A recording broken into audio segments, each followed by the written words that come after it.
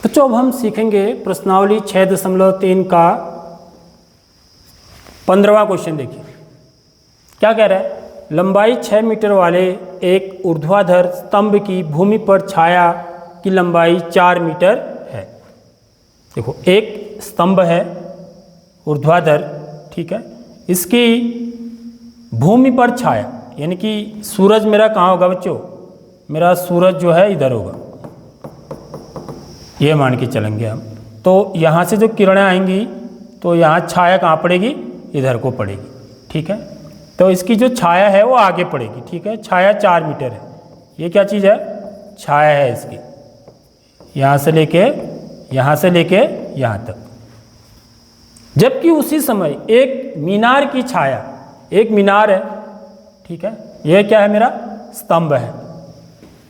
Change करता हूँ pen, स्तंभ, ये क्या है, स्तंभ है, और ये क्या है, मीनार है, ठीक है।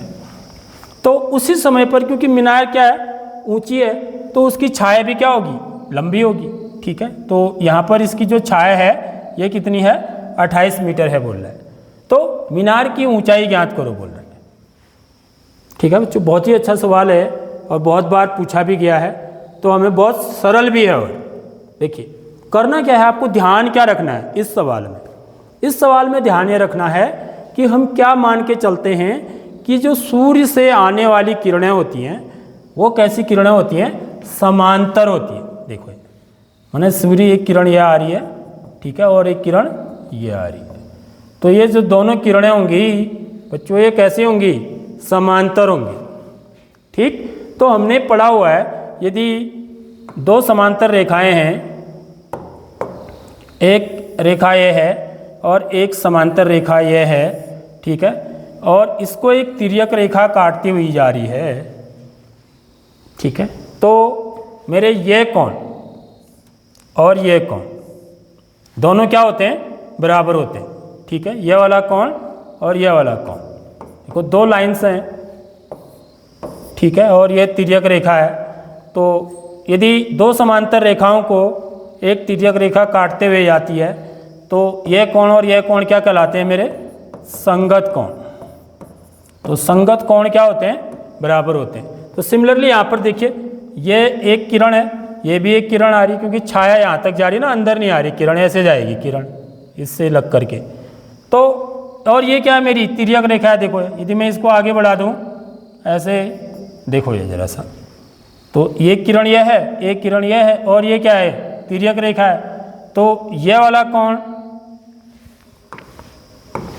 ये वाला कोण और ये वाला कोण क्या हो जाएंगे, आपस में बराबर हो जाएंगे, क्योंकि ये देखिए ये कौन से कोण बन रहे हैं, क्योंकि एक लाइन ये है, देखिए इसको मैं थोड़ा सा ब्लैक कलर से ही करूँ, एक लाइन ये है मेरी और एक लाइन ये है। ये दोनों लाइन्स कैसी हैं, समांतर हैं। क्यों है समांतर, क्योंकि सूरज से आने वाली किरणों को हम क्या मानकर चलते हैं कि वो कैसी किरणें होती हैं, समांतर होती है। ये ध्यान रखना है, जिसको ये पता नहीं होगा तो फिर उसको ज़रा दिक्कत आएगी इस सवाल को करने में।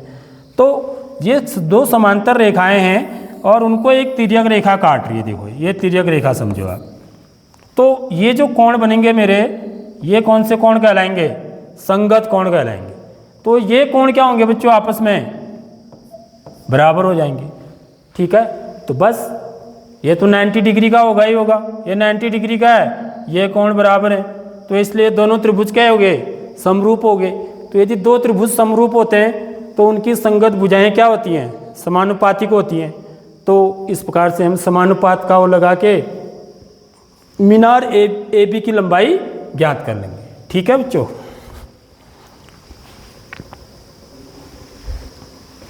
तो इसको कैसे हल करेंगे, हमें पूरा लिखना पड़ेगा इसमें, ठीक है। माना, क्योंकि ये चित्र आपको बनाना पड़ेगा इसमें, ठीक है। माना सी डी या डी सी लिखेंगे, डी सी ऊर्ध्वाधर माने सीधा जो होता है, परपेंडिकुलर 90 डिग्री के एंगल पर जो बनाता है जमीन से, उसको हम ऊर्ध्वाधर रेखा बोलते हैं। ऊर्ध्वाधर स्तंभ तथा DF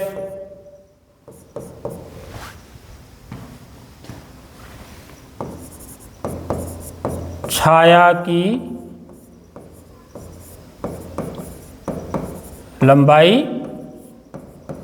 है, ठीक है। इसी प्रकार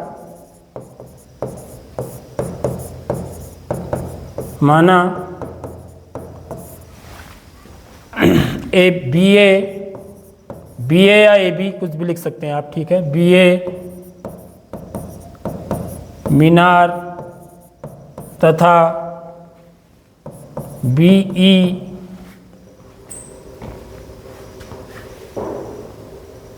मीनार की छाया, मीनार की छाया की लंबाई है, ठीक है। इसलिए त्रिभुज CDF, इसको क्या लिखेंगे? त्रिभुज, यह समकोण त्रिभुज बन रहा है, तो त्रिभुज CDF तथा त्रिभुज ABE में कोण CDF बराबर कोण ABE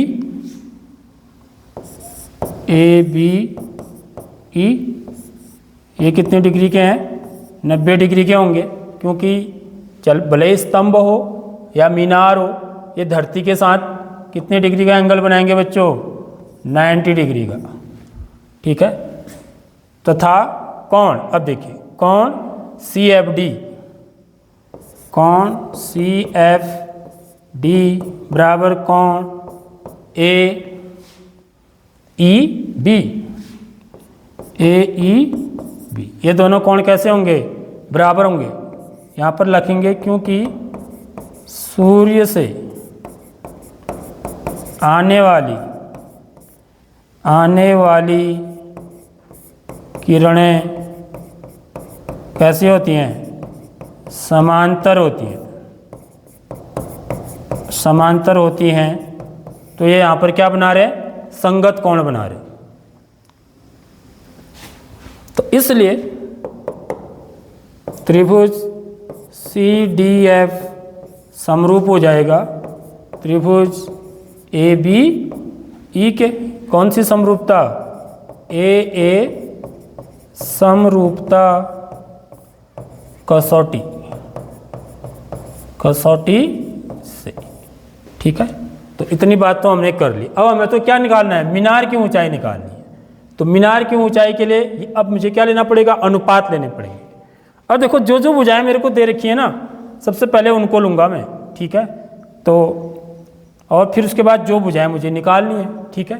तो जो मुझे निकालनी है, देखो यदि मैं इस त्रिभुज की यह भुजा लूँ, ठीक है, तो इसलिए पहले इसकी ले लेते हैं। चलिए CD, इसलिए CD का अनुपात किसके साथ बनेगा? AB, CD बट्टे AB बराबर।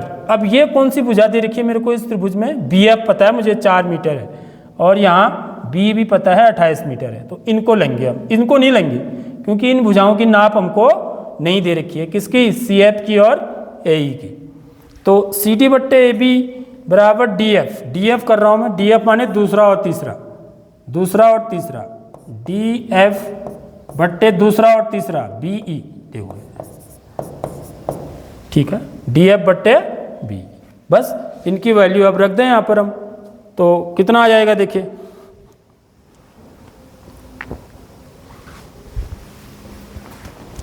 CD का मान कितना है? 6। यहाँ पर करता हूँ नीचे, ये 6 मीटर बट्टे AB कितना है? AB निकालना है हमको। AB ही तो क्या है? मीनार की ऊंचाई है। AB ही मीनार की ऊंचाई है, यानी कि मुझे AB फाइंड करना है, ठीक। बराबर DF कितना है? 4 मीटर बट्टे BE कितना है? 28 मीटर। 28 मीटर। तो मीटर से मीटर कट गया, 4 सत्ता 28। तो यहाँ से क्रॉस मल्टीप्लाई करेंगे, एक बार कट गया, ठीक है। तो ये कितना हो जाएगा बच्चों, देखिए ए बी, इसको इधर ले आएंगे, 6 गुणा 7 मीटर, मीटर यहाँ पर जिंदा रहेगा, ठीक है। 6 गुणा 7 मीटर बराबर किसके हो गया, ए बी के।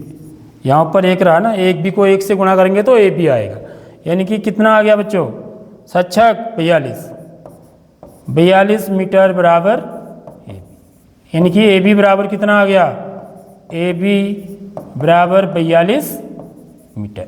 इसलिए यहाँ पर लिखेंगे मीनार की ऊंचाई, मीनार की ऊंचाई बराबर 42 मीटर। तो देखा आपकी समझ में आया होगा क्वेश्चन।